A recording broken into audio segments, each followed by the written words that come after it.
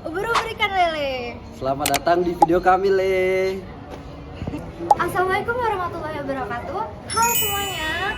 Di video kali ini kami akan membahas tema menarik nih, yaitu tentang Ontologi, epistemologi, aksiologi dalam kajian sosiologi. Nah, sebelum masuk dalam materi, mari kita kenalan dulu yuk sama kelompok kami. Kak, mau kenalan dong. Mau kenalan?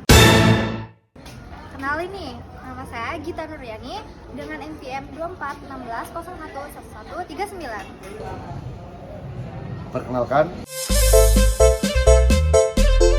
nama saya Rafli Meza, NPM 2416011113.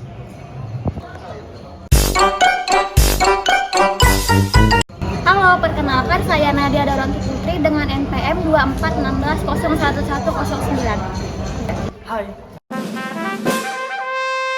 nama aku Rifki Kaila Bapak dengan NPM 2416001113. Halo, perkenalkan.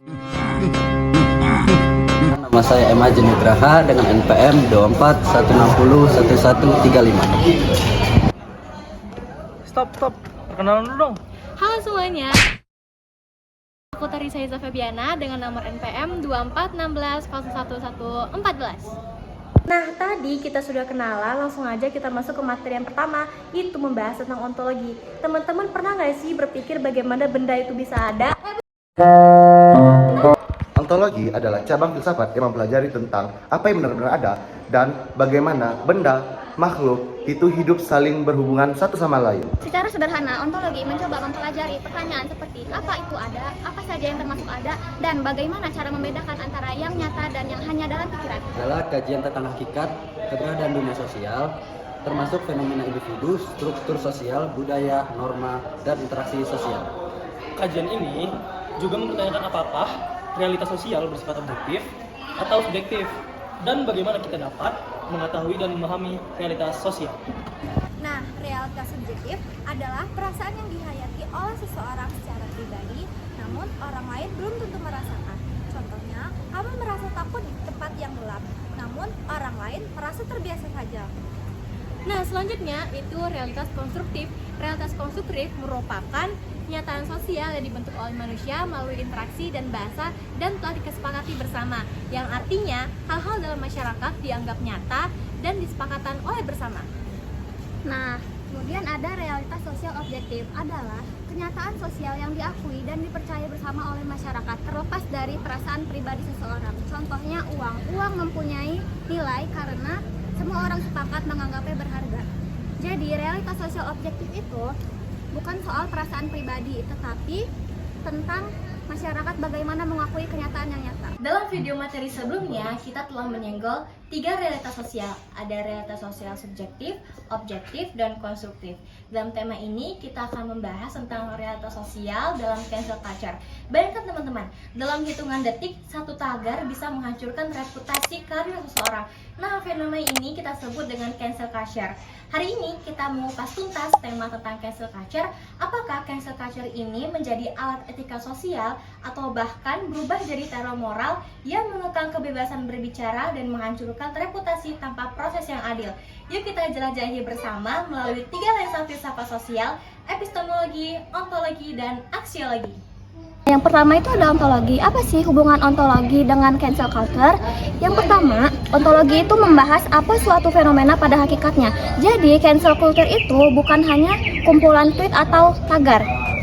Lebih dari itu, ia adalah realitas sosial baru yang dimana terbentuk. Yang pertama itu ada aktor. Apa sih aktor itu? Aktor itu individu dan kelompok masyarakat yang saling bertukar informasi, opini, dan emosi lewat media digital. Itu ada platform digital, yaitu infrastruktur yang memungkinkan pesan dapat menyebar dalam hitungan detik tanpa filter intensif. Kemudian yang ketiga itu norma sosial. Norma sosial itu aturan tak tertulis yang muncul, seperti kamu harus bertanggung jawab atas setiap kata yang pernah kamu ucapkan. Sosial ini terus bertransformasi, kadang menghasilkan klarifikasi, pelajaran moral, dan hukum sosial. Oke, selanjutnya yang kedua, epistemologi membahas bagaimana kita tahu dan membuktikan suatu hal. Dalam konteks tema ini, yang pertama media sosial. trending topik dan retweet seringkali jadi beban bukti tanpa melihat konteks itu. Yang kedua, ada testimoni online. Pengakuan korban atau saksi sering berupa tweet panjang yang viral. Terus, tetapi resiko manipulasi emosional tinggi. Nah, jadi yang ketiga itu ada proses klarifikasi, di mana pernyataan resmi dari pihak terkait atau ahli hukum atau fake hacker biasanya datang setelah badai opini merada, terkadang terlambat hingga reputasi terlanjur rusak. Terus, karena echo chamber, kita cenderung hanya melihat informasi yang sesuai keyakinan kita. Intensitas kecepatan pesan sering menimbulkan confirmation bias, di mana kita mencari bukti yang mendukung prasangka awal, bukan mencari kebenaran yang objektif.